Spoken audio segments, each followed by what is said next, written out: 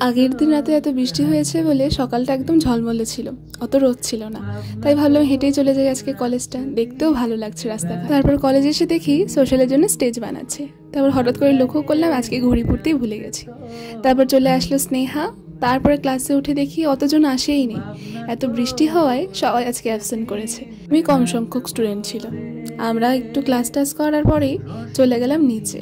নিচে গিয়ে দেখি আজকের আমাদের বার্থডে বয় রুদ্রাক্ষ।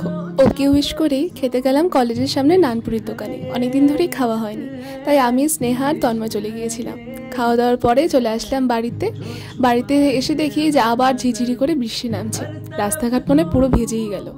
তারপরে সন্ধ্যাবেলা একটু লিপির সাথে বেরিয়েছিলাম। ও বললো মহাবীরস্থানে একটু কিছু কেনাকাটাই আছে, তারপর তার জন্য দুজনে বেরিয়েছিলাম।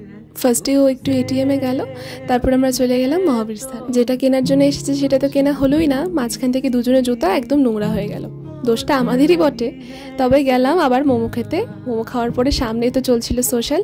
আজকে সোশ্যালে যাওয়ার অতটা প্ল্যান ছিল না, কিন্তু ও আমাকে টানতে টানতে নিয়ে গেল যে না চল চল সামনেতে চলে যাব। তাই গিয়ে দেখলাম, তো গিয়ে কিন্তু মন্দ করিনি ব্যাপারটা। সুন্দর সুন্দর গান হচ্ছিল। তারপর আমরা বেরিয়ে পড়লাম বাড়ির পথে। তো আজকের ব্লগটা এতটুকুই। দেখা হবে নেক্সট কোনো মিনি ব্লগে বা লং ব্লগে। Thanks for watching, tata.